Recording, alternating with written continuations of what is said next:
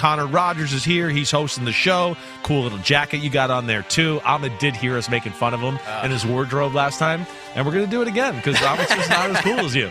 He does not have your wardrobe. Oh, yeah. What's up, everybody? The great Ahmed Fareed is here, but he's still not as coolly dressed as Connor Rogers. I don't have his wardrobe. Yep. I don't have his wardrobe. That's all right. He doesn't have your great flowing hair and your smart glasses that you wear. He kind of does have the hair. He does have the hair. You're right. He doesn't have the glasses. He's got it all. But he doesn't have the glasses. He doesn't have the glasses. Never replicate Drop me. his IQ 10 points because of that. What's up, everybody? It's Chris Simms. Chris Simms Unbuttoned. Ahmed Fareed is here. We are always happy he is here. He is my favorite captain of the ship. Okay? I'm learning it's just whoever's sitting in this chair you say that about. Yeah, that's right. That's right. I'm have a wandering eye. And we have the great Jay Croucher. Jay Croucher, who made fun of my podcast and shit on me the other day on his damn show. Really? Yeah, he's making fun of my buttoned up thing. We played confused by that. Yeah. It's a play on words. I know. You're smart. You know, you didn't get that one? It's very art house. It's confusing. Yeah, it rattled me. You know, I'm always buttoned up except when I wear this. Yeah, as you can tell, I unbuttoned this. PFT commenter saw me in this at the Super Bowl. Did I tell you this story? No. PFT commenter, I'm in in the hotel in the casino area, right? We're at the Wynn Hotel, and he's walking by, and we're kind of in a cluster of like NFL people and like me, and it's like one of those moments where it's like, holy shit, this player's here, this media person's there, whoa, and just like we're all walking by each other in the hallway, right? And I see him, and he didn't have his glasses on. I was like, damn. I was like, PFT commenter, I haven't ever seen you with your glasses on. I had this shirt on, and he went, I've never seen you with your top button unbuttoned before. And I was like, touche, you bastard. Yeah. Two guys out of character. Yeah, two guys out of character. But that's why we do it. It's unbuttoned, but my mouth is unbuttoned for this, right? Yeah. You got it? Yeah, there's a lot of layers. Okay. Okay. Sometimes we don't understand everything that comes out of your mouth either, as you know. It's Right? the 1 year. Mark. Here we are. Yeah. It's the 1 year anniversary of Cody Mark potentially being a God. first round pick. Gate. Yes, that was it. The puzzled look on your face. Oh, the puzzle. Like I was in panic. Yeah. To be fair, not many Australians would have said the word Cody Mark ever, really. Right. So it doesn't usually get put out there into the universe. Yes. So it would make sense that you would not understand what I was saying about that man. Right. What do you find, actually, just while we're on the subject, right? What do you find the hardest word or things to say here or you're like, why do they say it like that or whatever, right? You got anything there that just the one thing, and I lapse into it sometimes as an Australian. So in Australia, we don't say afternoon, we say arvo. And sometimes I'll just say, like, I'll see you in the arvo to an American, and they're like, what the hell are you talking about? What is the arvo? The arvo? Yeah, the arvo. Like A-V-O? Like A-R-V-O. Oh, yeah, okay. so that's one. Arvo. Also, we call a 2-week period a fortnight. You guys don't do that here. I know the video game. I know the video. That's like an England thing. Right? It feels like a fortnight. It's a fortnight. They just said a fortnight's 2 weeks. That's what it is in Australia. Yeah. Okay, I like that. So there's that. But COVID was very tough for me, not because of the virus, but because I had to wear a mask. I had to wear a Cody mask. And the combination of my accent and the mask really amplified. Just no one understood it. Yeah, that's right. I need a little lip reading. I can't always understand. All right, good. That's good. But yes, it is the 1 year anniversary to where he said Cody Mark could go at the end of the first round, and I was like, oh shit, I didn't watch Cody Mark. Somehow I missed him. You had looked at 300 players. You were like, not one of them was Cody Mark. I was literally like, Cody Mark. Let me bullshit my way through these next 3 minutes and talk about a guy I don't know. Holy crap. He did not go in the first round. He did not. Early second. Right? He was one of those guys that's on the fringe. Like, hey, we got a handful of those guys this year. Those linemen, those players. The end of the first round is going to be a teams that trade up or is it going to be teams that trade down and acquire more picks, right? Because I think some of those teams there are going to go, wait, these aren't like big-time first-round talents that are available at the end of the first round. Guys like Cody Mark or these linemen that we've talked about that are fringe end of the first, receivers that are end of the first, top of the second. I think that's what we're going to see there, and it's going to be that type of guy. Do you have a guy? Well, let's just get your guy out. Do you have someone who we're not hearing Or no? Is there no Cody Mauch? There's no real Cody Mauch this year for me, but I do think it is interesting, the end of the first round, the idea that someone may trade back to get a quarterback, just because we have seen that, like Lamar Jackson went 32nd, just to get that extra year as a first-round pick, with now just that being more favorable to teams. So I would think that, like a bet that I really like, and we'll get into some of these, but like over 4.5 quarterbacks in round 1, and I think that plays into it, the fact that you can trade back, because I think we will see 5 QBs in round 1. Yeah, I think so too. I still think there's a chance we see 6. Yep, I do. And that, to the point, and I was actually just talking about this with Pete, and to your point here, I think it's a when I did my mock draft, right? I thought about, should I have like Denver or the Raiders trade out, right, and get into the 20s and then take the quarterback there, right? But what I get to in that scenario is going, these are 2 teams that need quarterbacks badly, right? And what if one of these other teams doesn't get a quarterback early on in the draft, right? And now they're going, we're looking to make that move. That's where I come to like Denver or the Raiders. Hey, sure, maybe you could trade back and still get a Penix or a Bo Nix or something like that. But how far back? And then what point are you risking, like what he's saying? Okay, maybe the Giants do want a quarterback, but they didn't get somebody at 6 or whatever else, and now they're going, we want to get back in the first round and get somebody.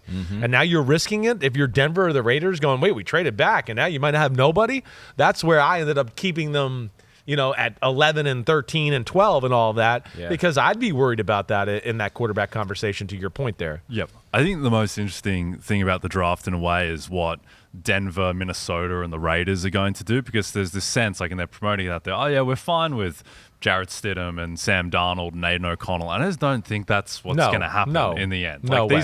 Particularly Minnesota, like that team is constructed to potentially make a run to the NFC title game if they get something better at quarterback, with how well that defense played, with having a great O-line, having Justin Jefferson and Jordan Addison in his second year. So I think that those teams, I would just be surprised. Like, I would guess the most likely outcome is maybe like one of those 3 guys as the starter heading into week 1, and instead, we are seeing something different at those positions. Yeah, I was walking around Eugene, Oregon yesterday. I was out there doing some prep work for our Big Ten season. I had not been out there yet, and so I took the opportunity to go out there. They're doing spring practice, and so I asked around a little bit in that building. I was like, what do you think? Bo Nix, what NFL teams have been poking around?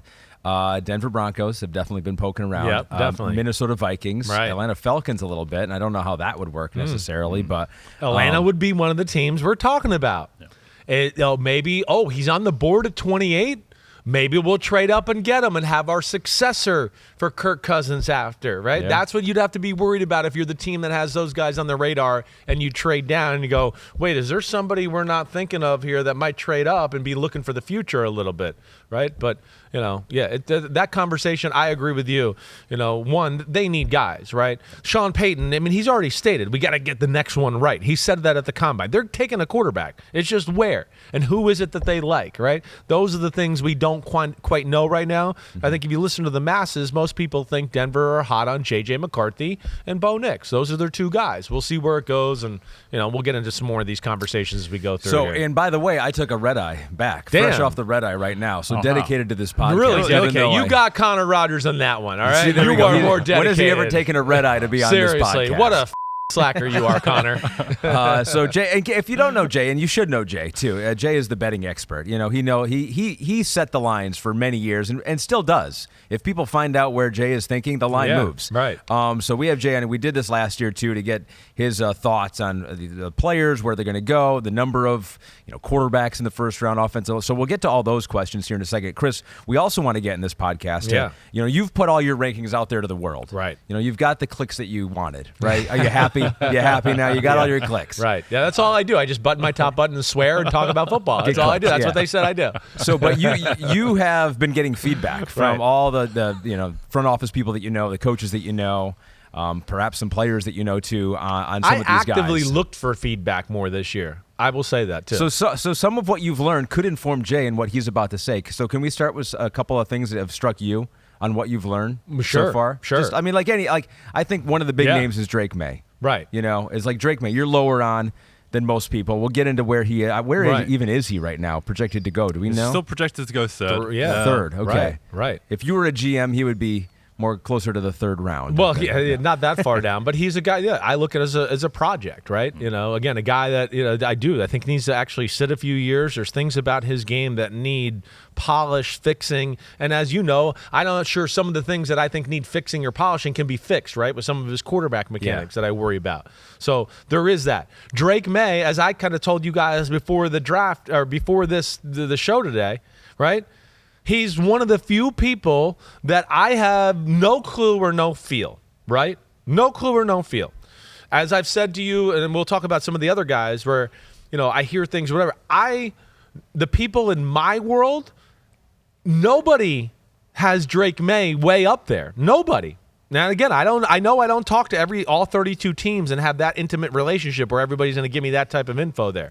But again, I have nobody that I know in my world that has Drake Maye in the top 5 or top 10 combo, right? Are any of these people? And I ask them too, do you know anybody, right, that you're friends with? And I get the same answer, right?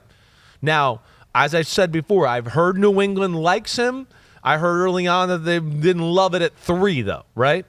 I know the Giants are in this little bit of a mold of we would like to develop our young quarterback. I know that thought is percolating through their building, right? Dayball wants his own guy. Joe Shane wants his own guy. Develop that guy. I still think that's crazy. And I go, look at Matt Nagy. He tried to save another year with himself for the Justin Fields draft pick, and they still fired his ass when they didn't do good, right? I don't agree with that thought, but that's all I get with Drake Maye. And again, I don't know. Are people laying in the weeds? Certainly. It has a little, to me, what we were talking about a minute ago of the Will Levis feel of last year, where there's this, I feel like teams are saying we like him because they're hoping some team does like him. They want to trade up for him and make a move for him. But again, I'm not rooting against the guy. I hope he proves me wrong and all that. I just don't know of anybody that has him up there where DraftKings has him or the betting world has him. Yeah, I think to your point about Levis, like this time last year, Will Levis was favored to go in the top 4. Right. And he falls out of the first round. Right. And could Drake Maye be that guy? I would say the red flag with Maye, just looking at betting markets as well, is that not that long ago, it was like, all right, is it Caleb Williams or Drake Maye number 1? And Caleb pulls away. And then it became, all right, is it Jayden Daniels or Drake Maye at number 2? Jayden Daniels pulls away. Right. Like he's clearly sliding in the estimations of some people. Right. And it is really, like all of this stuff is calculated guesswork. Like right now he's minus 290 to go 3rd. That doesn't mean he's a lock to go 3rd. Like he could go anywhere. Right. I just, he's a tough one to call. He really is. Look at those odds, how they've changed. It was minus 180 according to DraftKings Sportsbook, for Drake Maye to be the 2nd overall pick when it opened up in early March. He was still the favorite, and now overwhelming favorite, Jayden Daniels to go number 2. I just had more people talk positively about J.J. McCarthy or Bo Nix or Michael Penix more than I have Drake Maye. And again, I'm not saying they're not out there, and I'm not saying I'm right. I know I've been wrong before and too and all that, but I am telling you what I do know is what I've heard from people that, as you know, and whatever. I know a lot of freaking people in the league, and I don't hear that. And they love telling you you're wrong. Well, too. They would a lot tell of the you times they do. I mean, they do. They certainly don't. I've told people that's how I put myself out there. I always do, even in my conversations, so they know where I am, so then they can correct me or whatever. And yeah, that's just one to me that's very intriguing, right? Usually, guys like me, you start to get a feel like, I heard this team really likes him, and this guy told me that he knows a guy there, and they're hot on him, and that's just one. He's one I haven't heard. That's all I'm saying. So are we thinking now? So Caleb Williams is a lock for number 1. Although I did mention to Jay beforehand, it's like minus 20,000. Would you put $20,000 to win $100 that Caleb Williams will be the number 1 pick? I mean, I personally would. Yeah. I think the only and it's kind of a little grim to talk about the ways in which he doesn't go number 1, frankly. But I mean, it really is. He kind of just needs to stay alive until the draft, right? And then he will go number 24 hours, 24 more hours. Would agree with that. Which, to be fair, if I was pricing that market, he's definitely minus 20,000 is good odds for Caleb Williams to stay alive for the next 24 hours. It's kind of hard to just drop off the face of the earth in the next 24 Jay hours. could do insurance as he's well. He's known forever. We've all known forever. He's acted like he's known forever. The Bears haven't really put much of a smoke screen up. He went through a pro day to do a perfunctory pro day to be like, let me have USC next to me and number 1 pick, and they want him. And he didn't even try to do anything to impress people that day, right? It's been so in the books for so so long, we can move on with that conversation. But two in the books now, it seems like, Jayden Daniels. Because when you came out with your rankings and you first said, I think Jayden Daniels, I mean, that was still at the time when Drake Maye was projected to go number 2. But I feel like now we've gotten to near lock situation. I can sway the markets too. There you go. Yeah. No. Like, how close are we to seeing? I mean, Jayden Daniels is just what was it, minus 475? But that almost seems just as much of a Williams, lock. like you were saying, I mean, it's lock, boom. Like he's got to have to fall off Earth, or there's like the Earth's crust is going to have to separate. But Detroit. at that point, they're not going to collect the bet. Right, so you don't have to worry about it. You never know. You never know about these betting places. Never know. In Australia, you can't do this in America. America is much more civilized, apparently. But in Australia, you can bet on aliens to invade. At which point, it's like, well, if the aliens have invaded, you've got bigger problems. They're trying to collect your bets at that point. A lot of videos out there that say they invaded. I hope they're paying up. I mean, dude, give me your $100. The aliens are coming. I think the Jayden Daniels is close to a lock. Right, that's one where I've heard enough there.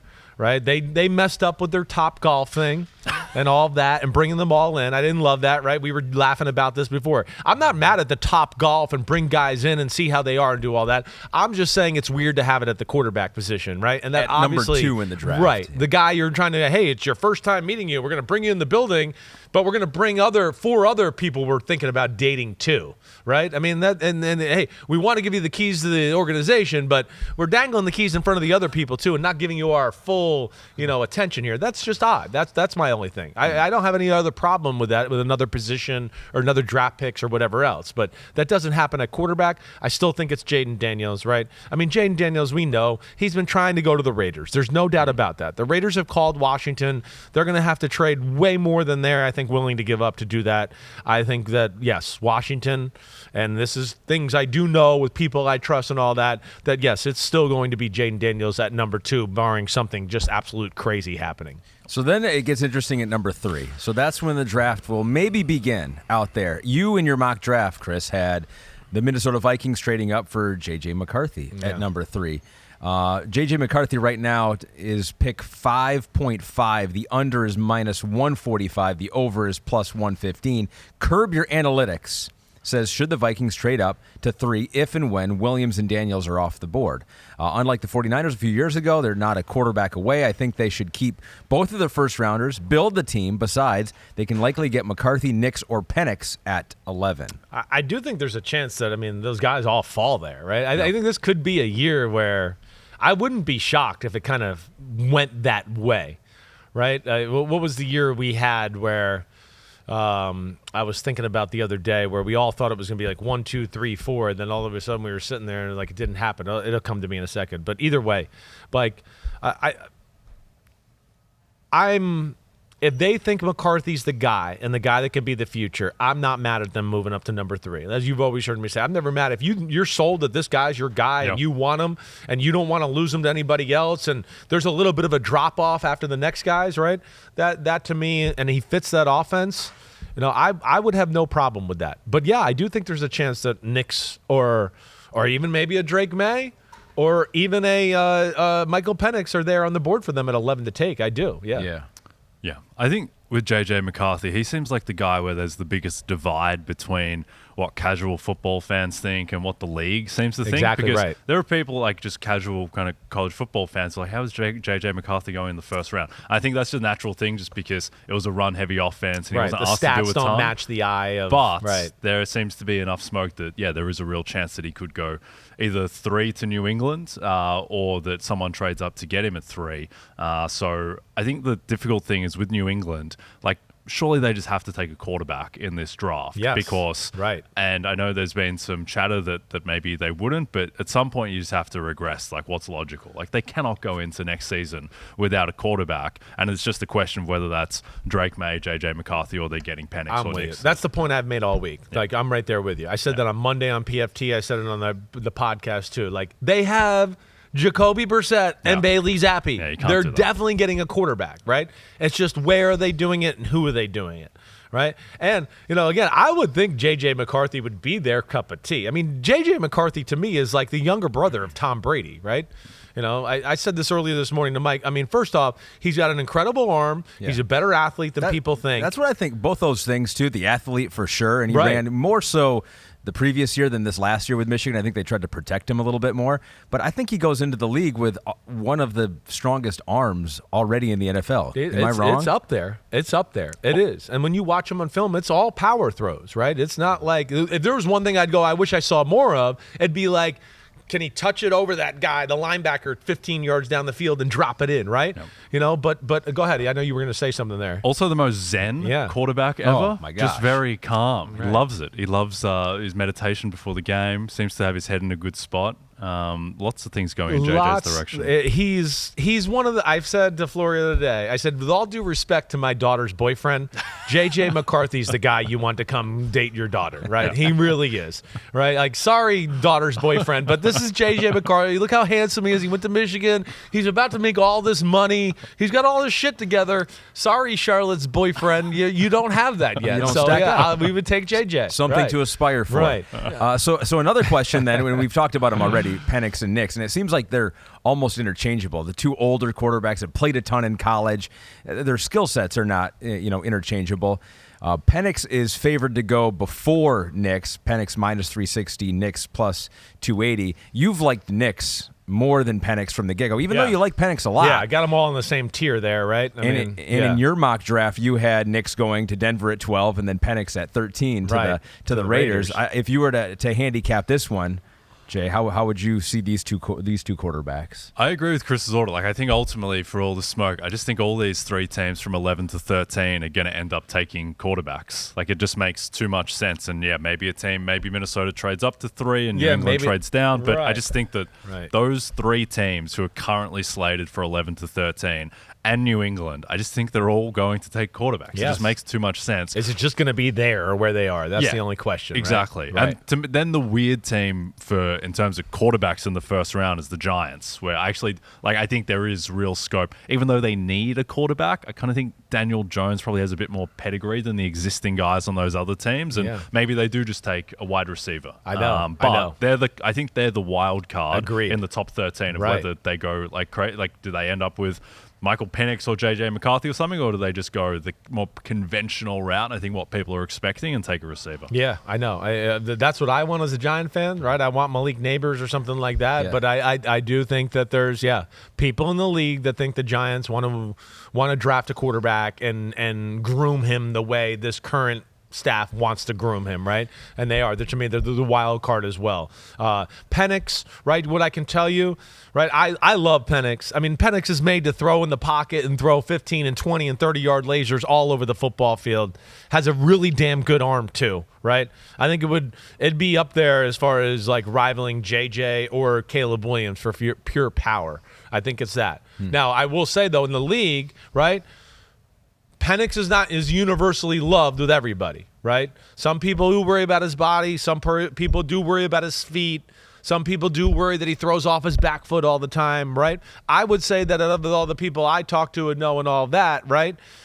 There's some that, hey, they love Penix, there's no doubt. There's others that are like, there's some things that bother me. Bo Nix is one that I get feedback of really positive with everybody, right? Man, he can really play. Damn, I like his tape. Damn, has a lot of good throws and decisions. So, again, now it might not be as sexy as Penix throwing lasers and, Caleb Williams throwing a sidearm 40-yard throw across the field, but I think he's viewed highly. Now it's just about, who takes him, where takes him. Yeah. And, I think that, Denver would certainly be the team I would look at to go with Bo Nix. Melkor23, a homie, has tweeted into us, and he has a pretty good sleeper team for Bo Nix. Says, my sleeper for Bo Nix is the Saints. Does that not make any sense for am I on to something? He is. Or am I? Yep. But I don't. The Saints would be one of those few teams out there, like maybe the Rams people too, that would go, they could be an outside chance quarterback team looking for the future, right?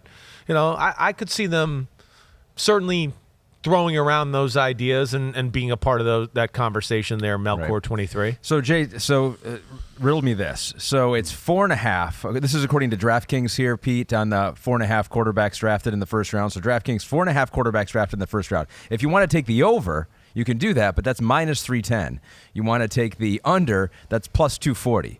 Simms has got 6 quarterbacks going in the top 13 in the draft, let alone the first round. What am I supposed to do with a bet that's presented to me like that? So it's not the most appetizing to bet minus 310, but Right. I would still bet minus 310. I just think that we have 4 quarterbacks we're extremely confident are going in the first round. Right. In obviously Caleb, Jayden Daniels, Drake Maye will go in the first round, and JJ McCarthy. Right. Slam and then dunks. You just need one of Penix or Nix to Right. go, and I think they will probably both go in the first round. And the good thing there is that I do think you have this backstop where if somehow they do slide past 13, if they slide past Seattle at 16, I do think someone could trade back into the end of the first round and end up taking them. But yeah, it's interesting with the Saints and Knicks because I think everyone has just seen, Derek Carr is there and he is the guy and he is the answer. Like, Derek Carr, Daniel Jones 2 years ago was just as good as Derek Carr was, and everyone thinks that the Giants absolutely need a new quarterback. Like, I don't think that Derek Carr has to be, completely ironed in as the guy forever in New Orleans. Yeah, no, I think that's exactly the point. That's exactly right. Let alone it was an underwhelming year last year. It's been 2 years in a row of underwhelming play, right, from Derek Carr.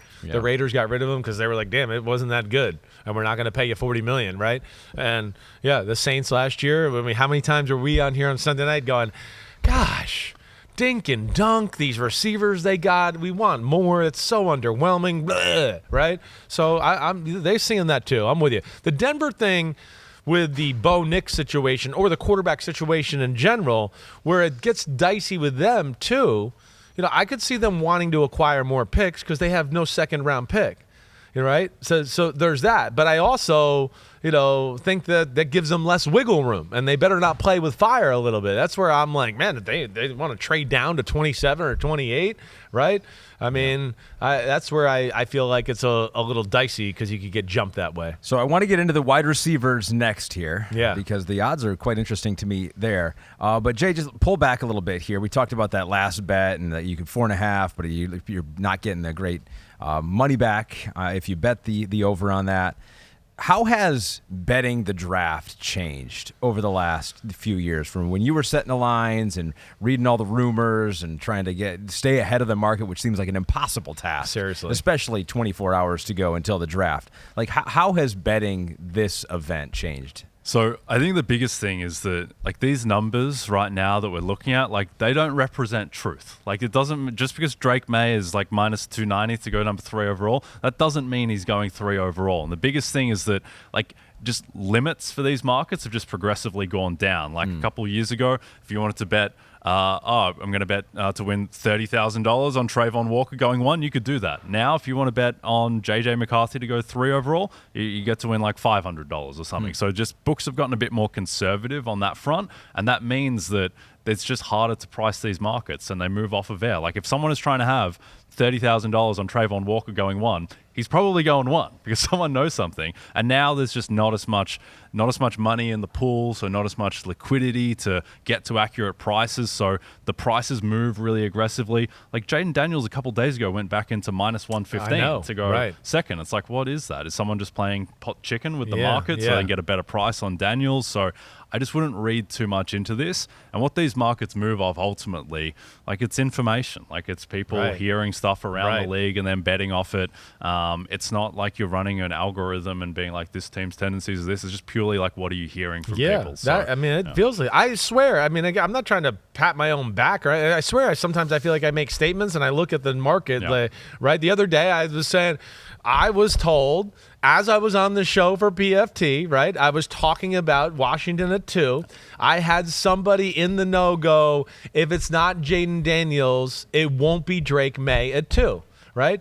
I said that, and later that day that went on. I was like, man, did they just listen to people and certain people, and they think, oh, he might know, this knows, and that's what it goes off of? It seems like that to a degree. I'm not trying to pat myself on the back, but there's just been instances I've seen it across. When you were setting the line, were you listening to what Chris Simms said? Yeah. All insiders. Everything that comes out. If Daniel Jeremiah or someone does a mock draft and he has someone going in a surprising spot, the market will move off of that. Yeah. That's just how it works. Right. And that's the thing is, like with your typical NFL game markets, like say the Chiefs were favored by 2 points over the Bills, and Chris told me like, no, the Bills should be 7-point favorites. I'd be like, well, you're wrong, because there is so much money in this market that we get to truth and we get to a reliable number. But if you tell me that like Drake Maye should not be minus 290 to go third overall, I'd say, well, you're probably right, because you know more about me than this, because you're more plugged into the league. So it really is just an information game. Yeah, information, public perception. Yep. And then I guess so you're telling me too is that the sports books are protecting themselves a little bit more now because of the inside information, I guess, right? Yep, exactly. So it's just lower limits, so the prices, they move aggressively. Like this stuff's going to bounce around all over the place.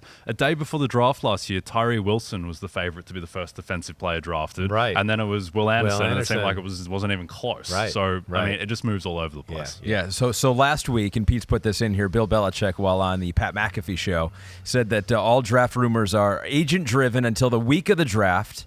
That's when teams finally begin to leak info themselves. Is that something that you were aware of? Does it even matter? Does something like that matter where this information is coming? I mean, ultimately, you don't know sometimes, and so you just have to react to the news that when it comes out there. Yeah, I think the thing with that is, like, say, if Minnesota, if they want to draft Michael Penix, for example, isn't it in their interest to leak publicly that they don't want to draft Michael Penix? Like, I heard some crazy things about the Giants and Kayvon Thibodeau that year, that they really didn't like him, and they ended up taking him. So that stuff, unless you're hearing directly from a source that you really trust, that stuff, like, you know, things that get floated on podcasts by people who aren't necessarily in the know, like, sifting through that stuff is really difficult. Like, you really need to have a reliable source. You got to take it with a grain of salt, definitely. And I think more times than not, it goes on with what you're saying, and then every now and then it's put out there because they want to inform and get the public ready for the guy and garner the excitement, right? That's what I feel like's happening with pick number 4, right? Sure. With the Cardinals and Marvin Harrison Jr., right? And I know we're going to talk about that anyways here in a minute, but it just kind of works seamlessly with that right there, too.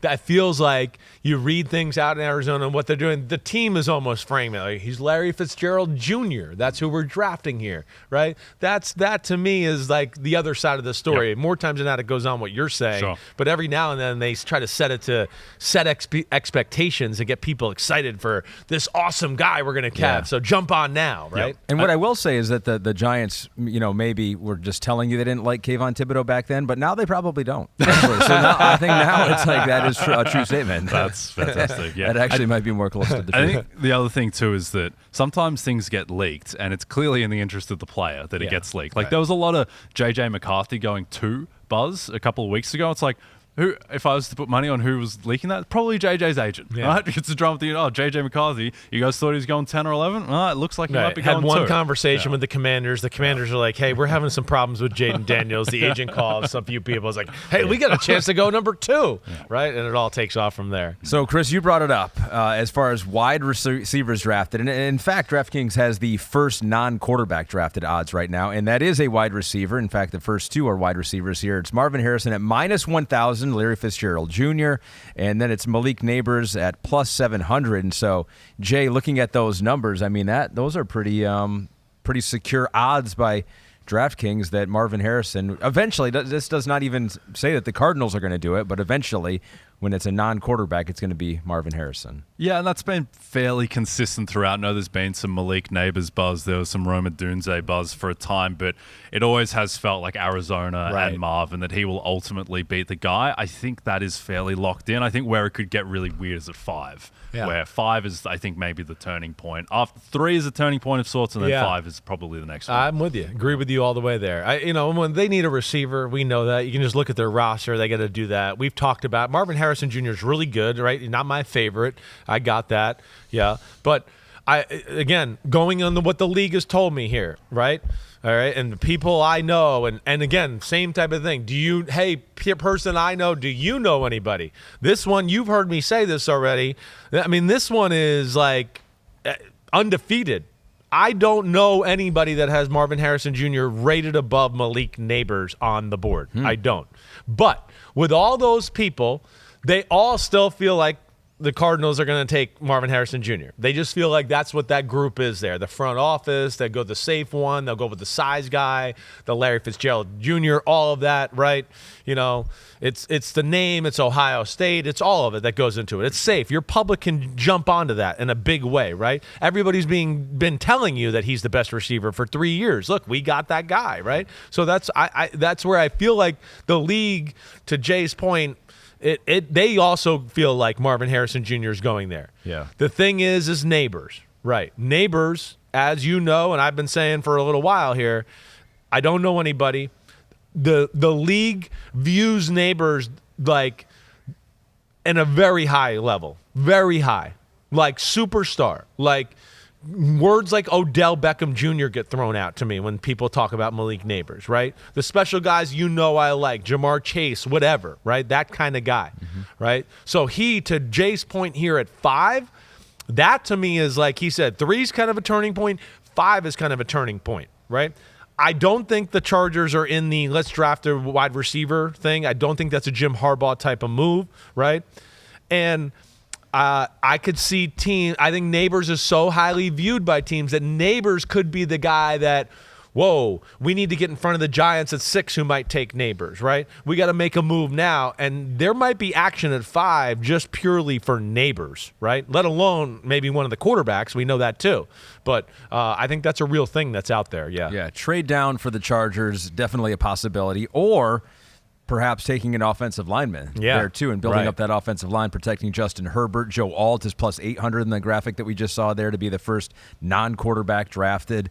JC Latham plus 600. Those are some interesting numbers on 2 of your number 1 lineman in Latham and a lot of people's number 1 in Joe Alt. Yeah. Right. Yeah. So my favorite bet of the entire draft is this is it. Yeah, this is your favorite. Wow. This is the one. We're hearing it. This is the one. Yeah. I just wanted to spring it on you guys. Thank you. JC Latham is 26-1 to go 5th overall to the Chargers. That seems like a massive number when you consider that. I don't think there's anything concrete out there that says that the Chargers definitely like Joe Alt over JC Latham. Also, I think everyone is just kind of looking at the Chargers like, oh, they need to take a receiver. Because right now you look at the receiver room and it doesn't look fantastic. At the same time, like they just spent a 1st-round pick on Quentin Johnston. Exactly. I understand it's a different regime now, but they still have Josh Palmer there. Exactly. They're going to be run heavy, and I think that they got 2nd-round pick. I mean, they get a receiver there, deep drafted receiver. And to your point, it would be very Harbaugh to take an offensive lineman, and I don't think there is enough out there to justify Joe Alt being plus 400 range to go 5th and JC Latham being 26-1. Where I do think, like yourself, there are people out there who have a higher grade on Latham. Yeah, it's definitely closer than people think. There's definitely a bunch of teams that have Latham as the number 1 tackle on the board, right? And I don't know, I have no insight on what the Chargers think there, but people that I trust too go, it's Harbaugh. Hey, it's Greg Roman and the Baltimore crowd, right? They might like that big mauler type, the JC Latham type, right? And they have a left tackle, right? And Slater.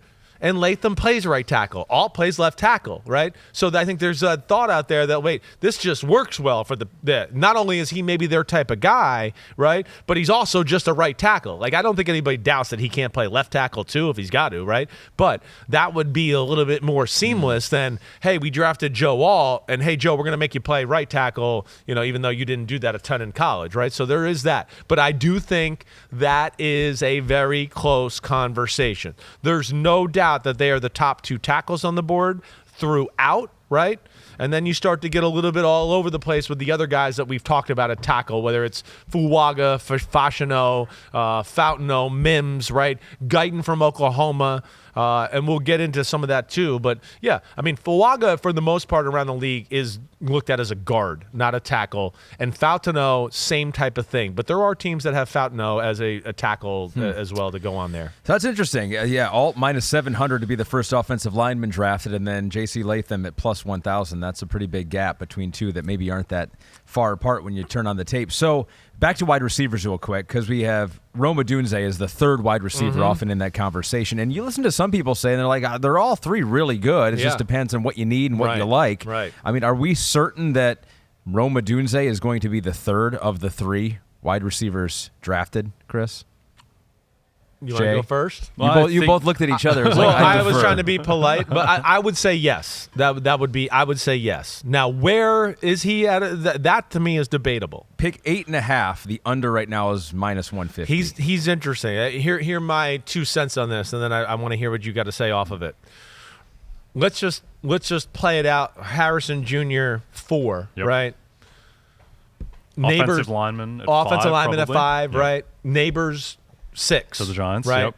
I don't think we think Tennessee or the Falcons are going receiver, right? The Falcons can't take another skill position player, right? 3 years in a row, yeah, right? Every single year, like right? at some Top point. 10 skill guy. Yeah, they need somebody on defense yes, at some point. They need right? some defensive player. I don't think they need a pass rush. I don't the think Falcons. Tennessee would do it. No, but they just added Calvin Ridley and they've got DeAndre Hopkins. exactly right. Yeah, so I don't see that being it. So now you get to 9 to the Bears. Everybody, most mock drafts got, oh my gosh, Caleb Williams and Rome Odunze, they were in the same fight yesterday. They're all together, right? Right? I don't think that's a slam dunk. First off, Odunze, everybody likes Odunze, right? Everybody. He's one of the safest picks of the draft in NFL people's eyes, right? Knows how to play, going to be a good pro, not sure if he's going to be a superstar, but we know he's going to be good, right? And he loves football and all that, so he's loved that. But as far as like where he belongs in the first round, I think there's some discrepancies there. Mm-hmm. I think there's some teams that look at it and go, oh, he's definitely a top 10 or 12 pick. And then I know other teams that go, no, we think he's kind of like late teens, 20s type of pick, right? But if the Bears don't take him at 9, is what I'm saying, is you kind of look at the board, right? And you go, okay, Bears at 9 don't take him. You just kind of hit quarterback row before with the Broncos, Raiders, and Vikings. I don't think any of those are going receiver, right? I don't know about the Saints. Maybe the Colts will be in that situation, but the Saints got pretty good receivers. Colts aren't bad, right? You start to look at it and go, oh, Odunze could certainly fall to the late teens if that happens. Because I could see the Bears going defense. One thing that I've been made clear is that I think, even with my draft, is that some of the defensive guys are going to go, people have gone, I think some of your defensive guys are going to go even higher than you think they're going to go, right? And that's where I feel like maybe I'm wrong about my thing of guys like Malcolm Brown maybe going higher than we think. Latu's up there higher than we think. I had him at 9, right? If I can make an amendment change to my draft right now, I'd put Byron Murphy, excuse me. I just had a Cody Mock situation. You were like, who is Malcolm Brown? I was just like, I don't know why. It's not. It was M and B and B and M, and I switched them around. Malcolm Brown. But, might have been a shooting guard on the Clippers in the 90s. Yeah. But Byron Murphy. There we go. Okay. Right? Yeah. Like, I've heard the Bears could go Byron Murphy at 9. I've heard that the Bears want to take Byron Murphy at 9, and his price is plummeting in the market now. He's in the plus 150 range to go 9, and I've heard that he is their guy. So I think that's going to happen. I've always been saying he's definitely one of the top defensive players in the draft, and we did that. There's no doubt, right? To me, him, Latu, Dallas Turner, and Quinyon Mitchell are clearly the 4 best players in the draft on the defensive side of the ball, right?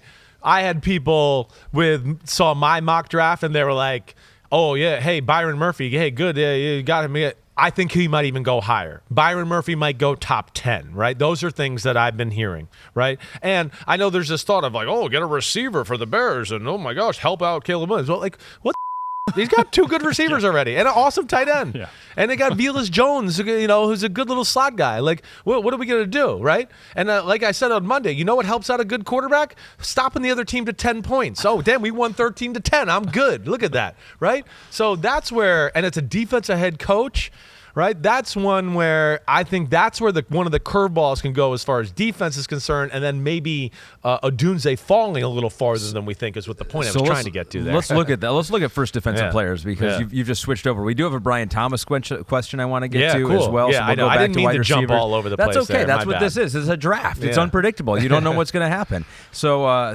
Jay, as you look at it here, Dallas Turner at plus 125 is the favorite right now. Then you got Latu, the edge out of UCLA, second, and then Byron Murphy, we were just talking about, third. They're actually pretty close together in that group there. A lot of people have been mocking forever Dallas Turner 8 to the Falcons, which would make him the first one off the board. But as you take a look at those odds, what do you think? What do you think, Jay? Yeah, I think that it seems very likely that the first 6 picks are all on offense, right? And then 7, like everyone has been putting Joe Alt to the Titans at 7, and it would make sense given they need some offensive linemen. And then you are looking at Latu, Turner, potentially at 8. The one that jumps out to me, and this is mail from our friend Connor Rogers, but Connor is very high on Quinyon Mitchell, being the first defensive player drafted. He's plus 1,400 on DraftKings. He's also minus 150 to be the first cornerback drafted, which I think is a decent bet as well. So Quinyon Mitchell, he would probably be my long shot, just because, you know, you can see everyone here is at plus money, right? No one knows. No one knows who's going to be the first guy, so why couldn't it be Quinyon Mitchell? He's a great long shot guy. Like I would agree with you. Quinyon Mitchell, he will be the first corner off the board. That not debatable. Debatable. So that, as I can tell you, right? Definitely. Declared. He's declared will be the first corner off the board, right? Nate Wiggins and Terrion Arnold, from everything I know in football, right? They are looked at the end of the first, or I get people even texting me, do they go in the first, or you think they'll be available early in the second? I think they are viewed as that fringe guy. You know, I like Wiggins a little bit more than that, right? Because of his speed and his man-to-man skills. But I think that's a very real conversation. And I mean, I had the Eagles trading up for Quinyon Mitchell. Right, but yes, I would not be shocked if there was somebody we didn't expect, even the Bears at 9, to go, well, we'll take Quinyon Mitchell, even though they got pretty good corners. I don't expect that to happen.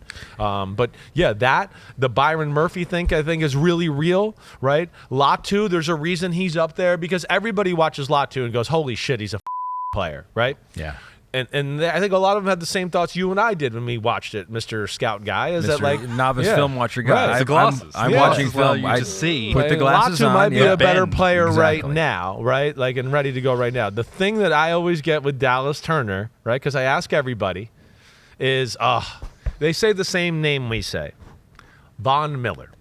He's Von Miller stayed in school his senior year. And he showed everybody how awesome he was, and that's why he was the number 2 pick. The consensus around the league is that the guy is just too special an athlete, and he's a good player. They still think the floor is really high, and they think, yeah, he's raw, and there's things he learned. But if he went back for the senior year, that he'd definitely be the top 2 or 3 picks of the draft next year, right? And that's where, 8, you know, he might not be the most 8, oh my gosh, guy on film, right? Like, you got to have like this, but there's too many things that are like, he learns this, he does that, watch out, he could be the best sack artist in football. I do expect him to go to Atlanta at 8. When watching film, and you just talked about corners too, you liked Nate Wiggins as your second best corner. He's fallen a little bit now. He's right around pick 26.5. That's what I'm telling you. That's what I'm saying. Yeah, I think that's what's going on. Cooper DeJean, 22.5. You see him more as a safety, although maybe that versatility appeals to some teams. Cooper DeJean is the other one I'm wrong about on my mock draft. Definitely. That's the one thing I will tell you. Cooper DeJean's liked more in the NFL than even I liked him, right? I get the sense that people think Cooper DeJean is like, can be anywhere from, you know, the low teens to the early 20s, right? He's going to be gone. Someone's going to take him. He's too good of a football player, right? He's too versatile, to your point, you know, safety, nickel, and then the return game. That's the thing I keep getting told about with Cooper DeJean. Wow. The return game, he's got a tremendous value, and especially with the new kickoff rules, right? So that's where I think, you know, where if it was just corner or safety play, he might have been in that mid-20s range, but I think because of the return thing, it's knocked him up even a little farther than that. And I am 25 to the Green Bay Packers, I know, but I get the sense that he could be off the board before that. What do you think, Jay? Anything on that? Yeah, no, I think that makes sense. And again, once we get towards the end of the first round, I'm going to defer to Chris's judgment over the market as well, because at this point, like, you are really just firing darts. And like, what's the difference between like these guys? So, remember Kaya Elam? His draft position went from like 34.5 to 21.5 in like 2 hours. Like, sometimes these guys do just fall out of the sky. Yeah, they fall out of the sky, right? Yeah. He should have been drafted at 34. The Bills shouldn't have took him when they took him. It hasn't worked out great for Elam. Will the Chiefs trade up and get Brian Thomas Jr.? That is the question from Lick Smackling Good here. If Brian Thomas Jr. makes it to the 20s, what are the chances the Chiefs trade up? As always, love the show. It'd be interesting. Brian Thomas Jr., it's all over. Well, it's not all over the place. Everybody sees the talent, right? I think everybody is like, oh, there's some things we can refine. I think there's a little bit of like off the field maturity things, right? Whatever. Everybody says he's a good guy, but he's got a few off the field things. That's what everybody says to me, right? But it's not bad. He's a good kid, right? That's what I hear, right? So, and I'm not like, well, tell me exactly that off the field thing. I don't do that. Yeah. So that's the gist I get there. But like the talent, everybody is whoa. And I would say he is the biggest window, maybe, of everybody we've talked about to this point. Because I ask people, and they literally joke and laugh, and they're like, I mean, I don't know. It starts at 12 for Brian Thomas Jr. And I go, where do you think it lands? Like, about 32? I mean, right? So, he's that type of talent, but I think it's like, what, how, where, do we trust that he's going to be the perfect pro? I think everybody loves the ceiling, but I think everybody looks at it as, there is a little bit of a low floor maybe that concerns people, and we'll see where that goes. But I think he's an interesting one here. Yeah, it's a weird little aspect of the draft where, I think the two best quarterbacks in football are Patrick Mahomes and Josh Allen, and they both kind of need wide receivers. Right. Certainly Allen does. Yeah. I don't think they're going to go in with Khalil Shakir as their number one clear guy. Right. And then Mahomes, I guess it's a bit more debatable. They get Marquise Brown, but the Rashee Rice situation isn't great. Kelsey's going to be on more of a pitch count. Like, I think they could certainly do with another explosive wide receiver. And obviously not the worst situation to end up in if you're Brian Thomas with Josh Allen or Patrick Mahomes throwing to the ball. I know. So the line set by DraftKings right now for wide receivers in round one is 6.5, but the over is plus 300 and the under is minus 400. You had 5 in the first round, Chris, and so Jay, when you look at those numbers for wide receivers, 6.5. Will we get 7 wide receivers in the first round? That seems unlikely. Just don't think we're getting 7. That's a lot. And I know minus 400 is kind of representing that, but I would still rather be on that side. Like, it just seems like, we're really going to have like 6 quarterbacks and 7 receivers go in the first round? Like, I don't think so. I think it's more likely to be 5 or 6. Yeah, I think so too. We know 4 are going, right?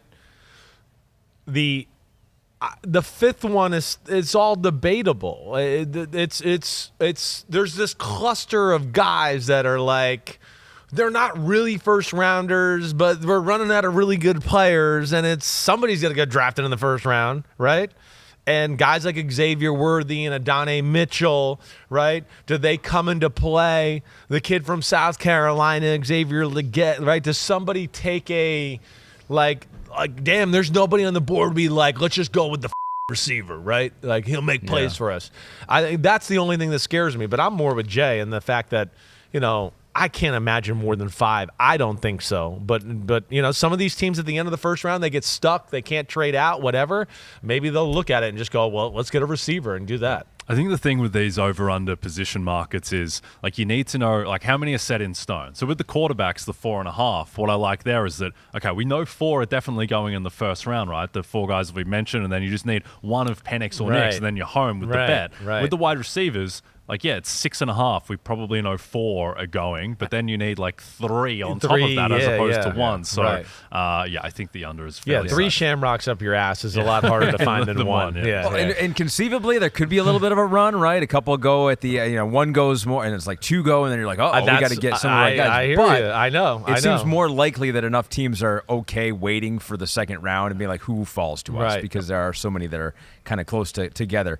Offensive linemen, it may be different here. So it's 9.5 offensive linemen drafted in the first round as the over-under. Over is -2. Over is -200. And the under is, so DraftKings is basically saying that 10 offensive linemen are going to be taken in the first round. Now, Chris, you had 9 in the first round. And didn't you receive some pushback on that assessment from your buddies in the league? Well, I think I had guys like Jackson Power Johnson, right, is like end of the first round fringe type of guys. Yeah. I don't think that's going to happen, right? I think the discrepancy that I find a little bit is with 3 people, really 2 people, excuse me. Everybody loves Fuaga, right, the Oregon State kid. I don't think we have any doubt, like Latham, Alt, Fuaga, right?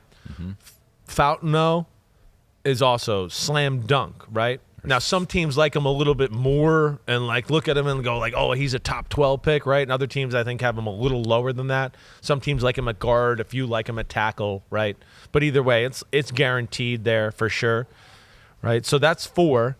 Fashanu, I think, is a guarantee. Mims, I think, is a guarantee. Ooh, Mims guaranteed. I think so. Barton from Barton's Duke. a guarantee. So that's 7 guarantees right now. Right. Hold on. Let me just. I think Guyton's a guarantee. You already did Guyton. I did Guyton? I said him. Okay. And you put a finger up, I think. I might have. I might have to now go back. This and is the refresh. problem. This is the problem when the over/under's 10. Okay, You so lose- you we're lose at track. 7. But Oh, Barton's 8. so I mean 10 is a lot. I don't That's know what if I I know. see That that is a lot. happen. When's the last time we had I 10? had Rosengarten going to the 49ers, and I have no freaking clue. Yeah. But he would be again a part of that cluster of guys that are put in like Jordan Morgan from Arizona, Right. of guys that could potentially go at the end of the first, but are top 10 picks of the second round, right? BYU so I guy, don't know. too. The BYU kid as well, right? Exactly. The Oregon center we talked about, the West Virginia center could probably be in that combo to a degree, right? But I think ultimately I'd go with the under. Yeah, I think I'd go with the under as well. With all of these markets, when you get really deep into finding 10 guys, like you need to identify, like, all right, who are the turning point guys? At which point your bet becomes a winner or a loser. And there's probably guys like Powers Johnson and Rosengarten, and you need to have a strong opinion about whether they're going in the first round or not, and that's where you make the bet. I don't have a strong opinion on Rosengarten going in the first round or not, so I wouldn't. But I would skew under. Yeah, you'd skew under. And here's the last thing with that, right? Like the Fountaino thing, like I told you, that'd be interesting to see exactly where he goes, right? Because I think there are some teams that look at him really high, and then other teams look at it like, hey, late teens, early 20s, we like it there, right? The other one is our Olu Fashanu, right? That one, to me, he is the most all over the place offensive lineman. Not all over the place. Here's what I mean by that. I only feel like out of everybody I talked to, there was only like 1 or 2 people that loved him. And then everybody else was like, I got some questions. I'm not sure. He's kind of a late first rounder for us. So that's another guy I just go, I don't know where he falls. It seems like a Brian Thomas Jr., there's a little bit of a big window as far as how the league views him and where he goes. I think that's definitely interesting. But I don't think there's any doubt that like Latham, Alt, and Fuaga, right, will definitely be, I think, 3 of the 4 first linemen. I don't think there's any doubt the 2 tackles are gone. And then it's like Fuaga is definitely one of the next guys to go, unless like one of those teams I'm telling you about that loves Fountaino really like jumps into the conversation there. Right. All right, Nape Time says, big fan, Chris. My dad actually went to Morehead State with Phil. Whoa, you guys both went there. Damn, there's 2 people. There we go. Share some stories. We need the dirt. What happened? The only 2, Pete says. Quick question. If Joe Alt goes before the Titans pick, could they pick Amarius Simms? He can play left tackle or right tackle, and Bill Callahan is a great offensive line coach. Amarius Mims. Sorry about that. Amarius Mims. Yeah, I mean, listen, if they were to trade down, I definitely think he is worthy of, or can be that. Definitely. He can do either one. Mims, as we talked about when we did the offensive line stuff, he's ready as pass protector right now. Start him, boom, he's going to be like one of the better pass protectors in football. It's run game stuff. It's technique stuff in run game. It's proper footwork, all that. But my Morehead State buddy there, they definitely could take an Amarius Mims, right? If Joe Alt, though, goes to the Chargers, the Titans are going to take Latham, right? That I just so you know there at Nape Time, that's what's going to happen, right? Now, it's if they trade out of that number 7 pick, then who do they target after that? I mean, Mims would definitely work. It just depends where they go and how far down they drop. So JC Latham is plus 400 to be drafted in the top 10. Do you think that happens? I do. Okay. I do. The only thing that scares me, second I favorite would be bet now. I'd be JC very Latham guy. confident about that. The only thing that scares me is the scenario you kind of brought up earlier, that the Chargers end up trading out of the pick, Sure. right? And then it's only the Titans taking And over. now it's only the Titans, and right? they might take Alt. And then they might take Alt, right? Yeah. That would be the only scenario That's why it's plus 400. Right, Yeah. right. But if it stands at where Chargers are 5, Titans are 7, I would like that bet a lot. What about at 10 or 12 or 15? Brock Bowers is in that range. Right now, the over-under for the one tight end. The over-under on tight ends in the first round is 1. 12.5. The under is minus 250. The over is plus 200. Jay, will let you get the first word on this one. Chris mocked him 15th to the Colts. What's your feeling on Brock Bowers? So the market thinks the most likely spot for him is the Jets at 10. Right. And he's plus 150 to go to the Jets at 10. So still saying that, more likely than not, he's not going to go there. But if there was a landing spot, it would be with the Jets. What do you think? Are you hearing anything about the Jets and Bowers? No, I've heard the same things I probably think you have heard, right? I don't know for sure, right? There's usually where there's smoke, there's fire a little bit, right? I got to believe that they like him to a degree, right? The question is big picture, or are we talking right now, right? I mean, again, are they going to roll the dice on those two tackles being healthy all year for an old quarterback off an Achilles injury who wouldn't hold the ball in the pocket very long before the Achilles injury anyways, right? So I think that's where, everyone's wondering what the Jets are going to do. Everyone. And I don't know. I don't have any feel there. I could see them going both ways. I will say that was one of my surprises is over the last 10, 12 days, I don't think Bowers is viewed as quite as highly as I thought he was, right? I don't think the league has Bowers unanimously, he's a top 10 or 12 guy on the draft board. What's their concern? I think a little the size, right? And I think some think he's a little stiff as a route runner, right?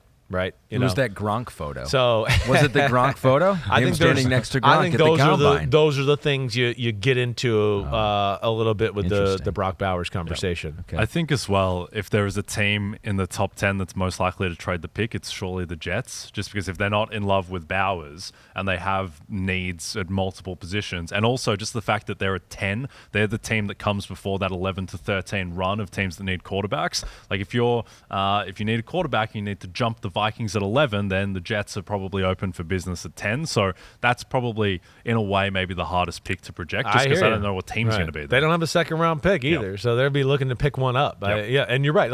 What if you start to feel and you go, wait, we might be able to trade down and get Bowers at 19 or something like that, right? Or, trade down and we get a tackle, and yet we got a second-round pick to add to another position we want, whatever there. But, it's definitely the Jets pick is an interesting one. All right, Jay, I got two more big themes for you, and then we'll release you. I told Jay before, I was like, do you need to be anywhere? He goes, no. I was like, we'll keep you for as long as we want to keep you there. Dangerous words, Pete says. We'll learn next time. You got to have an appointment with us. Two more things. So, in totality, defensive side of the ball, the over-under for defensive players taken in round one is 10.5. The over is minus 190. The under is plus 150. So Jay, the odds makers, at least with DraftKings, think that there will be at least 11 defenders taken in round one. Chris, that's how many you had in round one. 4 edge, 4 DBs, 3 defensive tackles. It speaks to maybe these players will go a little earlier, too, because there aren't as many of them, especially the elite guys. Exactly. But what do you think of that, of a skewed offensive draft here with just 10.5 players in the first round? Yeah, I would lean to the over a little bit. I think the most interesting aspect of this is figuring out the cornerbacks and whether, these guys like Terry and Arnold, Nate Wiggins, are they definitely going to go in the round one? Yeah, right. I think that's where my mind went right there. That was the first thing I thought of, because that's to me, like he was saying, it's how many moves have to happen for you to hit it or whatever there. I think Arnold and Wiggins are definitely dicey. Right, that's the one thing I've seen Arnold mocked in the middle of the first round and all this stuff. I can just tell you from everybody I know that I don't think that's happening. I don't, unless there's somebody that I'm unaware of, right? But I think Wiggins and Arnold are viewed as later on in the first round. Ooh, will they be first round? If they're not, it's going to be early second. Who would be your locks then? It would be Turner, Latu, Murphy, Quinion, Verse. Cooper DeJean, now that you're hearing. DeJean, right? So there's 1, 2, 3, 4, 5, 6. Right. I'm gonna say Chop Robinson. Ooh. Even though the league's not in love with Chop, but yet at the same time, I mean it's 4-3 off the edge, right? He's gonna go in the first. So then it really does come down to the corners with Arnold and Wiggins and Kool-Aid. I think so. I think it really does, and I think to what you're saying too, Ahmed, is that. I think where I even maybe was wrong is that I think guys like Byron Murphy are valued higher than we think, the draft pundits think, even more than I thought, maybe, right? You saw mine and you're like, man, you got him going 14. That's the highest I've seen yet. Yeah. No, I think like what Jay said, 9 could happen, right? I mean, I wouldn't be like, oh my gosh, the Falcons took Byron Murphy? That's I wouldn't be like, I'd be like, damn, yeah, they took the best interior D lineman in the draft. Yeah, I'm all for that. I'm not going to be like shocked, right? Yeah. I don't expect it. But yeah, I think with those guys there, Latu, Dallas, Turner, Johnny Newton, Murphy. No, Newton I think is another one of those cluster guys. End of the first round, early second, somewhere in there, but not bona fide going first round. It'll kind of come down to, is there a run on wide receivers at the end of the first round, or is it more the defensive guys? It could be, right? Because guys like Kool-Aid McKinstry, I think, are in that conversation too. Just like Wiggins and Arnold. It's like maybe late first with the right team, but most likely early second, and we'll see where that goes. Yep. By the way, Terry and Arnold, his over-under is 15.5. Right. So you like the over there? I definitely like the over. I do. Your third favorite bet. Yes. Now, Jay has found his just third. To throw it in, just to mix up the JC Latham. Tell me when you're doing the bets, because I might want to jump in with you this week. Okay. Yeah, let's get involved. Let's be JC Latham men. So one more for you, and maybe you'll like this one too. So draft day trades. The over/under is 6.5. The over is plus 220. The under is minus 285. Reed Shue says, what type of betting line would you set for the amount of trades that will happen on Thursday? So the DraftKings line is 6.5. The Jay Croucher line. Yeah, I think. So historically, you want to know historically here? Would that help? 2019, it was 6. 2020, it was 4. 2021, it was 3. 2022, it was 9. Jeez. And then last year, it was 6. Yeah. 9. So historically, you would take the under, given that it's not too often it goes over 6.5. I think this is a unique year just with the amount of teams that so brazenly need quarterbacks. Like, think of the Kenny Pickett year. There was one quarterback going in the first round, and no one was super excited about him anyway. Right. This year we might have 6. And when there are just more quarterbacks around, like, everyone knows now that there is enough, analytics have infiltrated the space enough that teams are largely trading up for quarterbacks. Yeah. Like, you're not usually trading up to take Byron Murphy, right? Exactly. So just with the amount of quarterbacks, that would lend itself to more trades. So that's the angle, and I'm guessing that's why it's set at the over backed at 6.5. But still, it's a lot of trades. It's a lot of trades. I just kind of intuitively like the under there. Yeah, I'm with you there too. I mean, 6 is just like that. That's a number where I go, I got to see it to believe it. I don't know. There's too many things that I think would have to fall a certain way, and this has to happen for that to happen like that. But what's scary and this is one where I look at it and go, I wouldn't be betting on this one, is like he's saying, the quarterback thing, and then what you're saying, the end of the first round thing, right? The Lions go, shit, we want out of here. The Ravens look at it and go, shit, we want out of here. And the 49ers go, shit, we want out of here too. And all of a sudden we look up and we go, damn, there was 4 trades, and then pick 28, 29, and 30, and all of a sudden there's 7. I mean, but yeah, that wouldn't be one I would be throwing a lot of change at. It's going to be fascinating. We'll be in the barn. We're going to be watching the draft from. I'll be in here with You're gonna be Connor here? Rogers and Matthew Berry. We're going to be filming clips in studio too. Okay. It'll be good. Good. Yeah. All right. Make sure you say nice things about me. Yeah, I know I'm I gonna will. talk Yeah. shit Oh, about do we- you now. yeah. I know that. Wait, do we have the video? Pete, do we have the video? Oh, okay. Oh, so can before we we let can? you go, We so have want, to. We well, can't. have to. If you're going to say it, we got to bring Well, it and to, he can't even hear he it. can't That's hear it. what's He has even no- better. Fine, Right? I lived it. So Yeah, now he lived it. He knows what he said. Why is that? Why is it called unbuttoned when he buttons his top button? I asked him that. I said, is that why you button? Is it called? No, I literally said to him like the first time. I think I said this to him on air when I did the show like once, I think, and I said like, is it called unbuttoned because you're so known for like buttoning the top button? He's like, no, it's just because I'm like, I just kind of hang loose and I'm just more casual on this. I'm like, he's like, I hadn't thought about that. So I'm going to blame Pete here. Yeah. Somehow this is Pete's fault. This is backup producer Pete's fault because that's his main job. So there are only 2 people who have ever done up the top buttons. Chris Simms and then the film director David Lynch, who walked around with the top button as well. They're the only 2 people who do it on the planet. And his show is called Unbuttoned. It's ridiculous. He must be confronted. It's ridiculous. He might need to be confronted. there's people everywhere doing top button. I'm going to start pointing them out to you. Okay, yeah. Point them out to me because I don't see any. I don't see any around. It's you and David I've Lynch. tried to do it. It looks bad. It takes a special person to be able to pull it off. I don't know if it's I think you need length height. of neck. I think height is really key. Well, yeah, you got to have the right collar too, right? I mean, part of the reason why I ever started was I was like, damn, I got a long neck, and it made it look less long. That was part of the reason I did it. No That's joke. fair. Okay. Right? I didn't take and then that I've into also consideration. admitted a little bit of a, anybody that knows me, I'm kind of a clean, neat freak anyway. So I'm just like, it's buttoned up, it's perfect. I don't have to worry about it, right? Okay, yeah, no, that's fair. So that's where I'm it glad goes. I've got an insight. I wanted an explanation, and I got it, and it's reasonable. My mouth when I'm on here. Okay, that's what happens. That's Kristen the real doesn't want to deal. hear that, and now she's got to deal with it. You're right. And tell Matthew Berry to screw off. He's been on my podcast one more time than I've been on his. There you That's go. all I know. Yeah. We've talked a lot about hair. Matthew Berry had a severe hair disadvantage. Right. true. Yeah, good. Yeah. Thank you for throwing something That is down. true. I thought I'd Yeah, just throw a little bit yeah, back. get That's some very hair, true. Barry. Jeez. Yeah, he's not going to What's your You problem? loser. Jay, hopefully you guys have fun. Hopefully you're a Seriously. winner on draft night with all your can't lose bets. Although we always know that's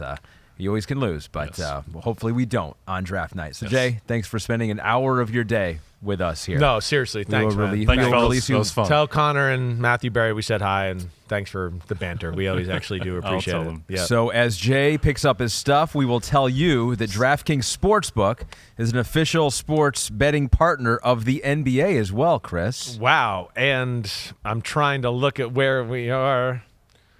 Oh, And there during we the go. playoffs- And during the playoffs, new customers can bet $5 and pocket $200 in bonus bets instantly. Download the app, use the promo code Unbuttoned when you sign up. DraftKings Sportsbook, the crown is yours. Now, we should have done that with Jay because what would it have sounded like? I didn't. That's why I wasn't even on my spot, right? Yeah, I was you like, know, we and should've then just I done lost it because it was early on in the draft, early on in our rundown, and then I know I probably talked too much and we had to move it somewhere else. We got how much time we got here? About 20 minutes, maybe so, Pete or so. Okay, so we got AMA. We got a lot of questions from the homies. I say we just keep the Jay Croucher chair here, like in memoriam. Why Like, not? right? Yeah, right. The That microphone was right there. It's just like one of the best guests we ever had. one of the best. Oh no, Matt's taking it out. He's like enough of that. So now we move together. So Oh, Matt is here, gosh. which I thought maybe Morgan would come up, but it's her Right. birthday today, by the way. Oh, she Morgan's can't work on her today. Happy birthday? birthday. She can't roll chairs out of the So way. maybe on her Matt just birthday? said, "I'll do it for you. I'll do it for you. Just relax here and watch I'll the tell show." you, these millennials, they're Enjoy high the show. maintenance. Let me tell you. All right, I'm going to keep this space here between us, though, until Matt pulls me Yeah, closer. yes. So the first one's about the Patriots here. Right. This is from JT Rocheleau. Says, if Daniels goes at 2, would you be against New England picking May at 3 and sitting him behind Jacoby Brissett for a year? Give him time to develop and hopefully improve the offense for him next year. I mean, yes, right? Yeah, I'm not a fan of New England picking him at 3. Let me just say that right off the bat, right? You know, that to me is too high. Taking a guy at 3 that you look at to go, hey, they've even said he needs work. There's things he needs to work on. Gerard Mayo said it at the NFL owners meeting, right? So I'm not in love with that at 3. But the thought at JT Rocheleau is like, hey, to have him behind Brissett and all of that, learn, right? Not have to play, work on some of the mechanical things. I think that's the thing that would be perfect, you know, for Drake Maye. And that's where I can see New England and both Minnesota liking Drake Maye because they go, wait, we got guys that we know can play right now. Like, we don't have to have him play, right? Yeah. Right? I mean, Sam Darnold, I think Minnesota goes, hey, if we got to play Sam Darnold this year, we'll be okay, right? And I feel like New England is certainly willing to play Jacoby Brissett while somebody develops on the back end there. But no, I mean, at the end of the day, I'm still not in love with taking Drake Maye at number 3. Ben Money Morris wants to get crazy. Yeah. How would you feel about a Justin Herbert trade to the Vikings for 3 or 4 first-round picks, and then Jim Harbaugh gets his boy J.J. McCarthy? Wow. I mean, that would be a bold move, right? It would take all 4 of those first-round picks to do that. Right. I mean, that's what it was. And, you know, Minnesota, I don't think they're in that part of their organizational history right now where they're so good that they can just trade that away. Yeah. Right. You know, for one quarterback or whatever else. No, I don't think that's going to be happening. And I think that the big thing is like, hey, it's a fun talking thing. And I'm sure he'd love J.J. McCarthy, but he's not going to love J.J. McCarthy as much as he loves Justin Herbert already. Yeah. I mean, the guy's been waxing poetically about Justin Herbert. He really has. It's the reason he was trying to get the Chargers job 2 years ago, everybody. That is a known fact. Sean Payton and Harbaugh tried to work behind the scenes to get that Chargers job because of Justin Herbert. Right. Your Giants. Yeah. Big Bad 016. Whoa. I know the Giants are probably a shoo-in for wide receiver. I hope so. I don't know about that. I don't know if they're a shoo-in. But would you be mad if they took Big Joe Alt? Move Evan Neal to guard, beef up the line, get a wide receiver in the top of round 2. What's a better combo in the first 2 rounds? Joe Alt and Jalen Polk, or Malik Nabers and Jordan Morgan? It's a valid question. It really is. the Evan Neal thing is the question, right? Do you feel like he could be a big-time tackle, or is he going to be better at guard, right? I can understand those thoughts, definitely. Year 3 is usually the year that the tackles turn it around. That's where I want to go, no, let's just keep him there and let's see it, right? Their left tackle, Thomas, was a bust until year 3, and then all of a sudden it was like, hey, he's the best tackle in football now, okay? So that's where let's see there. I think Nabers to me is special, like you've heard me say. So I'd be more in the let's go Nabers and Jordan Morgan. And Jordan Morgan, you heard me say, I think can play guard, right? I mean, I think there's tackle there, but I do think he is like, for a team that wants an athletic guard, he'll fit that, certainly. I think I'd be more in line of the Nabers, Jordan Morgan type of thing for the Giants overall. There's some questions from Cam Ventura 617 about Michael Penix. Yeah. Hey, Chris, big fan of your work. Right. I love Penix, especially for the intangibles, but he does have some big misses at times. Why do you, along with many other former quarterbacks, think his mechanical issues will be easier to fix than Maye's? Because, first off, there's so many on-target throws. There's not nearly the misses as Drake Maye, right? I mean, Drake Maye, it's everywhere, and it's off the radar at times. Drake right? Maye's like, this question's not even about me. Right. So, but there, like you heard me say, even completions with Drake Maye sometimes can be like, damn, I know that was complete, but the guy had a slide in the ground to catch it, and he's wide open, right? There's all of that. That doesn't go on with Michael Penix, let alone Michael Penix, like yards, through air type of completions. It's all down the field type of throws. His mechanics are, one, you see enough of the good mechanics all the time, and you see so many high-quality, unbelievable throws, right? So that's where there's going to be a little bit more leeway, or like, oh, okay, he missed this throw here. Okay, yeah, he throws the ball 43 times a game, and 37 of them are 20 yards plus down the field, right? So there's that. And then his mechanics, what they are, like the issues are like, oh, he stands on his back leg or throws the ball leaning back on his back leg too much. He doesn't get the proper weight transfer. Those are, when you talk about easy fixes for quarterbacks and doing that, that's an easy fix, right? Drake Maye, the way he takes the ball away, the way the throw is segmented at times, the way the front shoulder never moves at times, the way that the feet get so close together, the way that he lets his front leg lock out and straighten out, right? Those are a number of things that I just go, ooh, that's going to take work to fix. Yeah. And I think that's where a lot of the league would probably look at it and go, no, I think Michael Penix's issues are more fixable maybe than Drake Maye's, right? Maybe he'll go to the Minnesota Vikings. I wouldn't like that as a Lions fan. The Packers have a lot of draft picks. I don't like that as a Lions fan. They have 11 picks. They have 5 in the first 3 rounds. Cheese Curd 19 says the Packers have many draft picks. Is there anyone they or you would trade up for? So they are 25th in the first round. They got 2 second-rounders, 2 third-rounders. Right. I mean, again, we like, the Packers roster, right, is pretty damn good. I think that's the first thing that, I know of just going through the mock draft, free agency through the year. It's like, wow, there's not a lot of needs, right?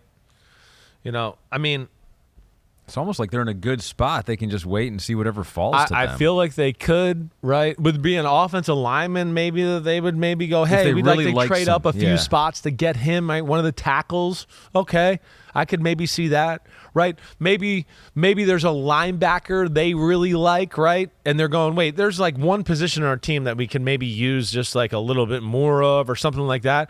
Like maybe in the second round, right? Like, oh, they're sitting there in the second round and they're going, wait, we're worried about, we're still the 25th pick of the, let's see, I got it right here in front of me. They are in the second round at 88.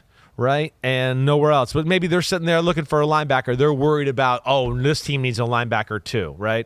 Let's trade up and get the kid from Texas A&M. Let's get an athlete there like that, right? That's kind of the scenario I look at. But I don't know if I see anything else that would be glaring with them. Here, let's like real quick.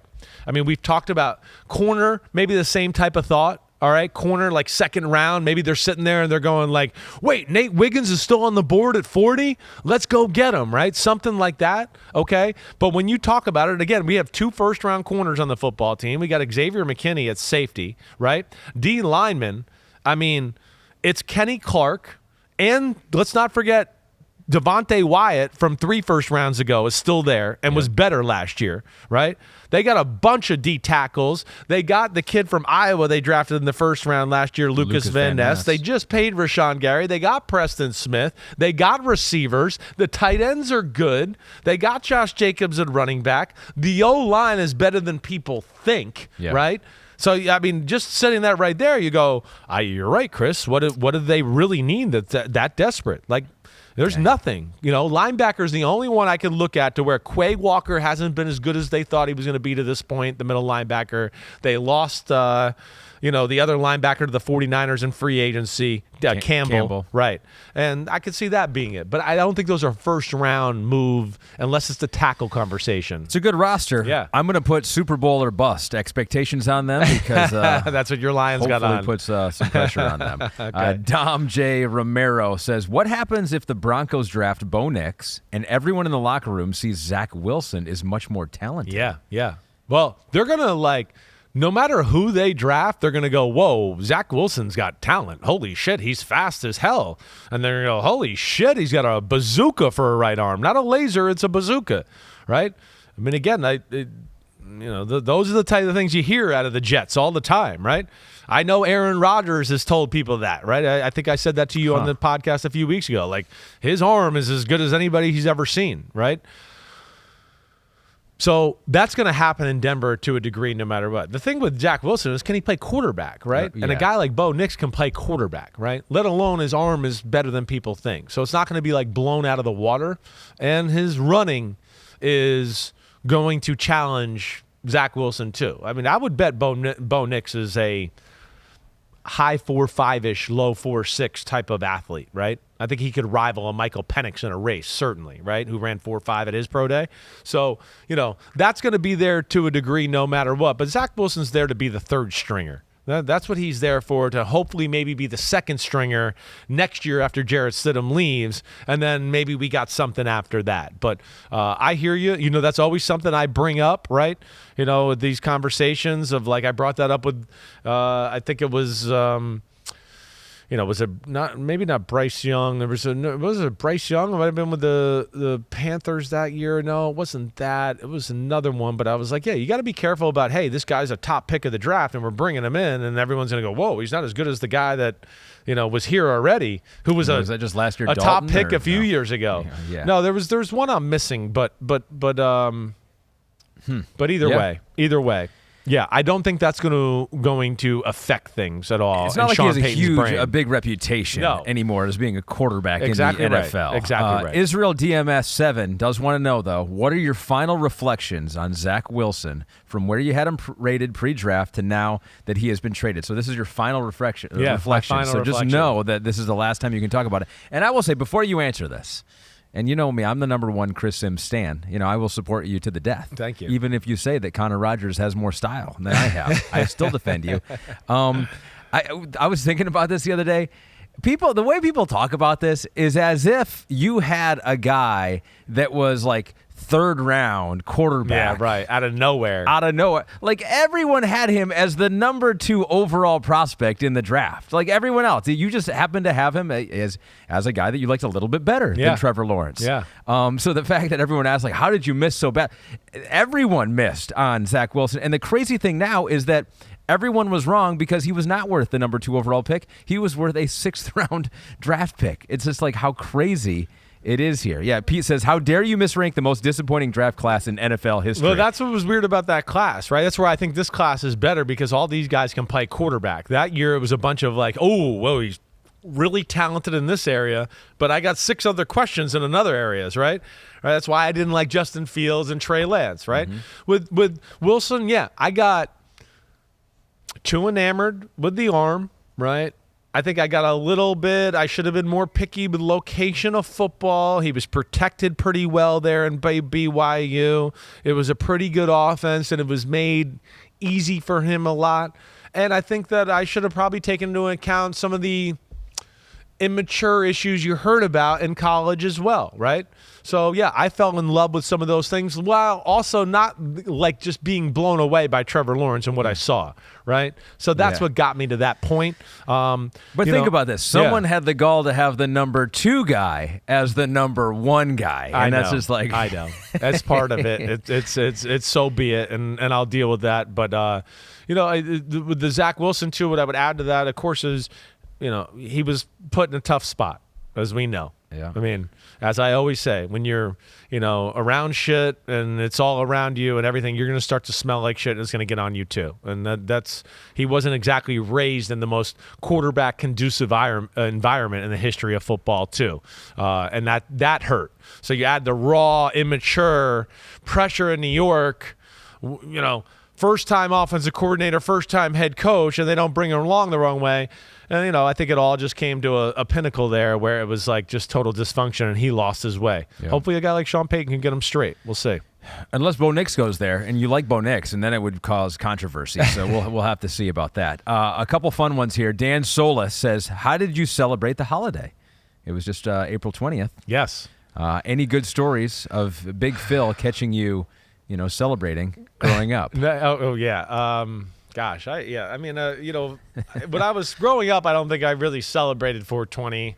I was an occasional, smoker in high school, like once in a while. Did your dad know? I don't think so, really. He got a little of a clue in college. Okay. Like, I came home, I think, my junior year, and I think he started to figure it out. And then I remember one night I had a friend from Texas over, right? It was like the summertime.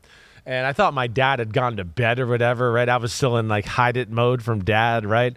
So we go in the back patio, and of course I start to smoke. And now, it's like I don't smoke that much at this point. My eyes couldn't be redder and more, squinty eyed and everything like that. And he came back down, and he saw us on the back patio. He didn't know we were smoking because we were done at that point. We had already done smoking. But he's like, "Hey, Christopher, come in here. I just want to talk to you something."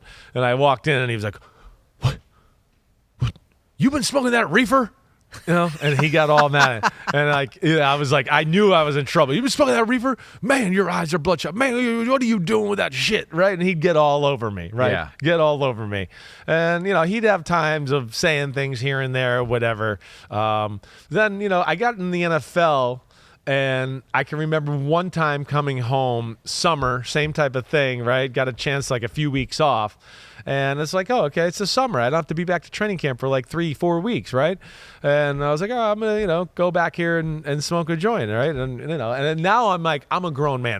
My dad, no matter what he says, right? But he doesn't know I have that in my mind yet. So I come back in, and he's like, holy Chris, are you out there smoking reefer again? What about your NFL drug test? That's what he said. I was like, Dad, I just got tested a few weeks ago. Relax, it'll be okay. So those are some of them. Yeah, and now he's like, well, I guess it's worked out. I guess a reputable human in this world. Yeah. I've got one that I saved here. I should have sent it to the group. But I want to hear how you answer this one. Okay. Do we have the bottom of the draft here in Gabby back there, and do we have like the last few picks of the draft that we can throw here? Because this was from Scarecrow Boat. Okay. And he goes, here's a fun one for you, Chris. Pretend the draft order was reversed. Who would be the first 5 picks off the board? Oh. So imagine, like, for whatever reason they go, hey, we're going to do this one time only. The 32nd pick is the first pick. No trades. Chiefs, 49ers, Ravens, Lions, Bills. If for whatever reason it was like a snake draft and they screwed it up, it was first round. Yeah, Chiefs first. So Chiefs number 1 pick. They're not taking a quarterback. It could be Nabers. Malik Nabers. Go with who you would want to see there. Malik Nabers. I feel like it'd be a Nabers pick. All right, so then Kyle's got the next pick. Gosh. Would he go wide receiver as well? He'd probably go wide receiver too, right? That's what I'm thinking about. I'm going, damn, the receivers, I got issues there. O-line, he could go there. He might be a guy that goes like, well, I'll take JC Latham. Okay. Right, and get back into that conversation. Let's do that. You want to do that? Okay, JC Latham for the 49ers. Ravens, Oof. What do they need? They could go Marvin Harrison. Someone's going to take Marvin Harrison here pretty quick. I'm just trying to think. Yeah, because I like... Yeah, it is kind of cool. Isn't this fun? Yeah, it is. Although at some point you do these have to, teams have a lot of the basic needs filled, so it's like really they can literally just go. No, they can't or they trade can literally Pete. No, just they can't go trade like Pete. I'm No taking trades. the absolute best player. Well, available. Caleb Williams. Right. Wait, would the 49ers not take Caleb Williams? I don't know. Oh, I'm not trying to let you get into that controversy. Yeah, I know. I'm right. just trying to get to my Lions here. Yeah, would they take Caleb Williams? Actually, they probably would. It would. I know. I was trying to leave quarterbacks out of this conversation. Yeah. But yeah, you're right. That would be interesting. Ravens, like, damn, I feel like the tackle or corner thing or pass rusher could happen there. Like, I feel like you guys with pass rusher might be the thing, I think right? so too. If Dallas Turner, right, or Latu, yeah, like that, I think you guys that. might go that way, right? The Bills, they might be the team that goes receiver for sure, like with Marvin Harrison Jr., right? So we haven't hit on. Yeah, the Ravens are the tough one for the Ravens. The Ravens are the tough one because the Ravens definitely got some offensive line needs, right? They got some corner needs. Humphrey's getting up there, right? They don't have, Marcus Peters. So there's the little of that. Quinyon Mitchell. Right. And then pass rusher. None of those, Adafio Way from Penn State hasn't come through, right? They lost to Davion Clowney, right? They've yet to kind of hit on that since we lost Suggs, Zadarius Smith, and Preston Smith. Right? Or not Preston Smith, Matt Judon. Oh, yeah. They haven't been able to replace those pass rushers. So that's a fun little exercise, Isn't actually. it? Scarecrow boat. Thank you is. for that. All these defensive players are like, God dang it. Why Yeah. I just flip the first round? I'd be number one overall. These top damn 5. quarterbacks. Isn't that crazy? I do think Caleb would go somewhere in there. Probably. I think it would happen. I mean, you know me. I'd be on the phone with my friend Kyle. Be like, are you serious? You better take Caleb Williams. Are you kidding like, me? this is the last thing we need. All right, 2 more. Author Blaylock says, if Drake Maye goes before Jayden Daniels, will you unbutton the number of buttons on your shirt that coincide with where he is drafted? I.e., if he is second, 2 buttons down. Okay. Will you do that? Will you take and that Drake bet? May goes before Jayden Daniels. Correct. Right. Yes, I will. And let me see. Where are you at here? Because I lost. All right, but I need something in return. That's true. Right, and my return will be the same thing. That I want to say if that doesn't happen, that he's got to send in a photo with the top button button. You got to have top button Author swag. Baylock, All right? you have to send a photo of you Yes. buttoned all the way up. All the way up. I'll go 2 down for you if that happens, or wherever he gets picked, I guess. Damn, if he gets picked far down, I could be on here with no shirt, just letting it hang out. No. So yeah. Yeah, I think you're going to win that yeah. one because Jayden's going to go 2. second. He's Yes. going to go second. Right. So I think you're going to win that one. But I would like to see Author Baylock Be all right. buttoned up. Let's see if you can pull off the look. Let's see Okay. if you have a long neck too. Let's see if Author. you do. Yeah. Luke Eagles Fly. We end with this. Are you doing a top 10 draft predictor again? So last year you said if anyone can predict the first 10 picks correctly, you're going to give them what? Like you sent out some money last year, didn't you? I don't think I actually have yet. We never got the contact info. He never got it, right? We blocked he didn't him. want We- the money. we He was blo- so Oh, rich. he He's like, did. your money, Simms. I don't need it. He's like, actually, it would cause me more problems for tax purposes. It's not enough. Well, we're a little late now. I feel like it'd be a little hard, right? Oh, Pete says he'll do it. We are doing it. Pete says okay. he'll do Well, it. Pete, we didn't want to just throw it up. Pete's talking. I was like, I didn't want to make your life harder, Pete. I wasn't just going to throw it out there. So Pete All right. will do it. So you were trying to be nice to Pete, but he's like, I don't need you to be nice to me. I want to work. All right. So what we'll do Send is as many as possible and make Pete's life miserable, everybody. So how are you going to do this? You put it in Chris's X or his Instagram. There's a poll. You put your names in there, and whoever gets the most right in a row until it's broken gets like Chris's what? I'll give him money. What did I offer last year? $100, I think. Yeah. $100. All right. No, well, the winner either $100, right? $100. That's a good deal. Right. Yeah.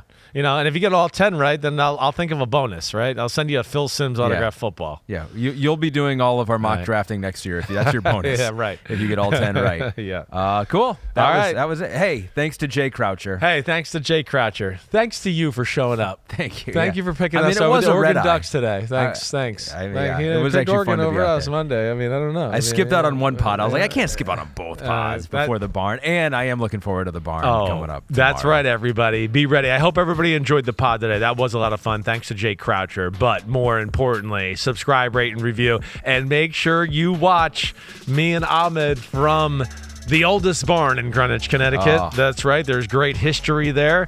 We will be watching the draft. I will be doing a little drinky, smoky. Ahmed might do a little sippy.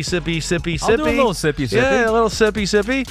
All right. Yeah. So we got it all going. We're going to have fun. You're going to see every breakdown, reaction, every pick, first round, Thursday, barn, right? Our Be instant there. reaction, Be square. taped. It won't be live, but you'll get Live to look to at tape. which is better that way because then we just cut out all the crap stuff. Yeah, you don't know? need It's the just stuff in between. You just get Right. all of the picks in The a row. heavy-hitting stuff. We will get Exactly. to a little fun and why this makes sense and how this will work for this football team. All right, everybody, you know where to find us. Find us tomorrow. Okay, we will be in the barn. NBCSports.com/NFL Draft. Yeah, happy and don't hour, forget about PFT, Happy Hour. yep. With Matthew Berry and Jay Croucher and our man Connor Rogers. And then, of course, Florio, who doesn't like the draft, will be doing draft videos. And I think we're going to play that tomorrow on the show. So he's going to love that. It's going to set him off. It'll set him off, right? He's had a few times lately where he's gotten set off and he yells at me and he's like mad during the show. This will be one of them right here. Good. He's like, yo, I don't know about this draft. The draft. Right? Yeah, he He's lets gonna it go fly on. now Right. too. Like Yes. you guys both just dropping F-bombs all the time. All right, everybody, be good. See ya. Draft Thursday tomorrow. Awesome. Thanks a lot. Clap it up. Clap it up.